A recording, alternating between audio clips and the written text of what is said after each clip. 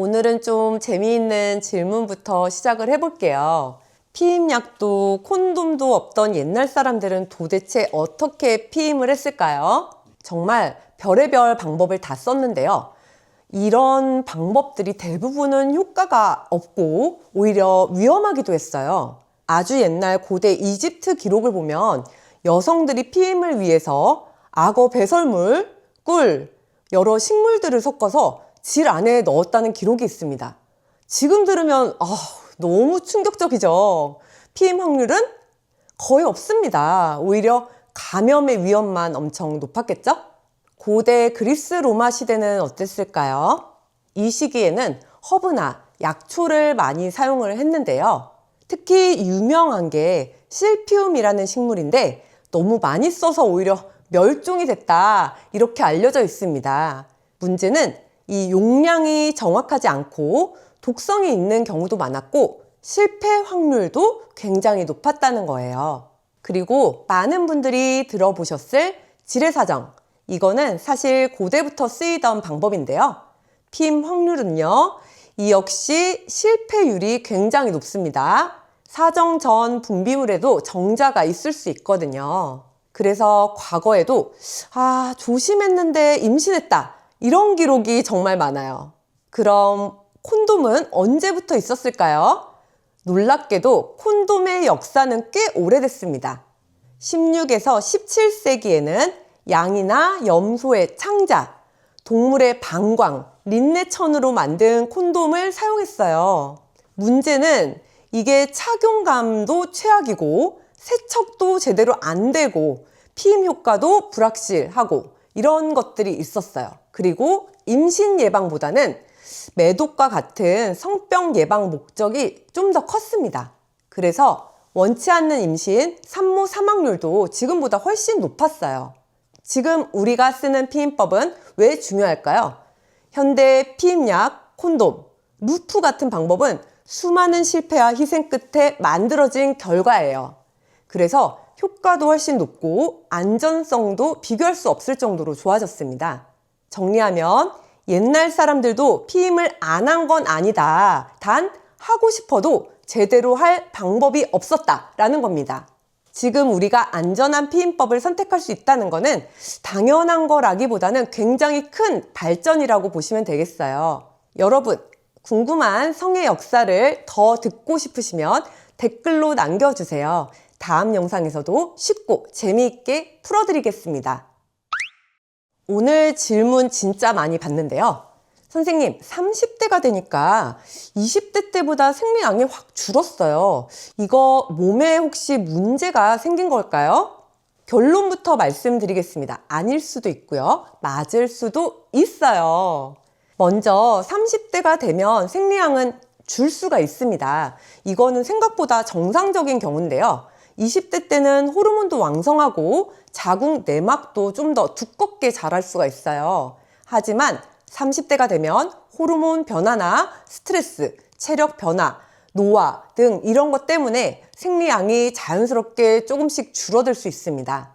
그리고 생리량이 줄 수 있는 흔한 이유들이 또 있는데요. 스트레스, 갑작스러운 체중 변화, 다이어트, 갑자기 운동을 좀 강하게 시작했을 때, 피임약 복용했을 때 이런 경우들은 생리량이 줄어드는 게 정상입니다. 근데 그냥 넘기면 안 되는 경우도 있어요. 생리량이 갑자기 확 줄었고 2달 이상 이런 증상이 계속되고 생리 기간도 하루 이틀로 짧아진 경우고요. 또는 생리통이 갑자기 심해졌거나 생리 주기가 불규칙해지고 임신 계획이 있는데 생리가 너무 적어진 경우에는 병원에 오셔야 됩니다. 실제 상담 사례를 또 말씀드리면 30대 중반 여성분이었어요. 양이 줄어서 좋은데 이거 좀 괜찮을까요? 라고 하시더라고요. 근데 이제 찝찝해서 검사를 해보니까 난소 나이를 의미하는 AMH 수치가 매우 떨어져 있었어요. 이런 경우는 괜찮겠지 하고 넘기면 오히려 적절한 타이밍을 놓칠 수 있어요. 정리하자면 30대 이후 생리 변화는 몸이 보내는 자연스러운 신호일 수도 또는 체크가 필요한 신호일 수도 있습니다. 내 몸이랑 제일 오래 같이 사는 사람은 나 자신이에요. 몸이 보내는 신호를 놓치지 않고 체크하는 게 중요하다는 사실 꼭 기억하세요. 오늘 주제는 진짜 많이 받는 질문인데요. 선생님, 저 생리 중이어서 지금 병원 가도 되나요? 예약을 해놓고 생리 시작되면 취소하시는 분들 정말 많은데요. 그래서 오늘 산부인과 의사 입장에서 생리 중에 병원을 가도 되는지 안 되는지, 언제는 괜찮고 언제는 아닌지 정리를 해드릴게요. 먼저 결론부터 말씀드리면 대부분의 경우 생리 중이어도 괜찮습니다.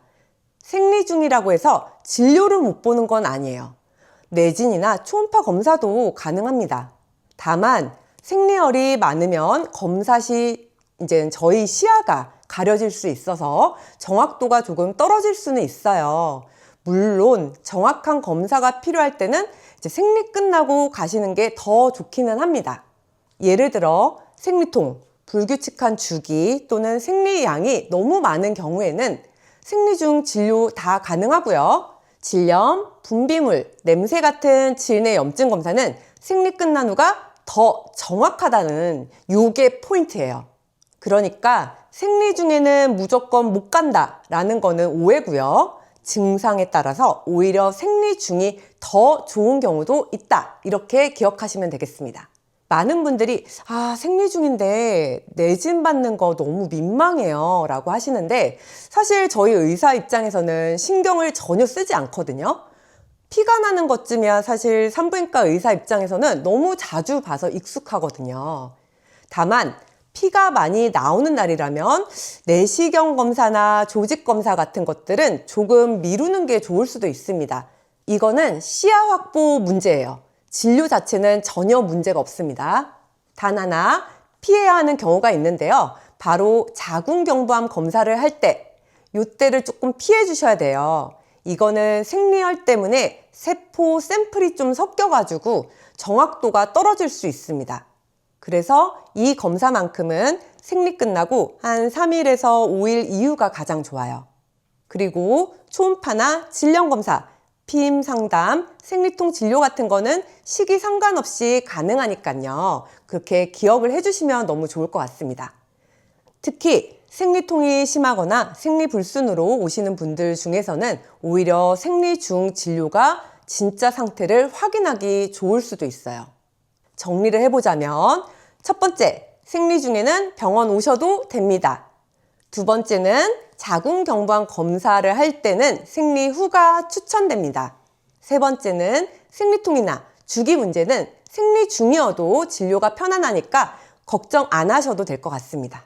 그러니까 생리라서 이거 병원 못 가는 거 아니야? 좀 미루지 뭐 라고 하시지 마시고, 궁금할 때는, 아플 때, 이럴 때는 바로 오셔야 돼요. 그게 진짜 현명한 여성 건강 관리입니다. 이 영상이 도움이 되셨다면 좋아요 그리고 구독으로 다음 산부인과 리얼토크도 기대를 해주시면 너무 감사하겠습니다.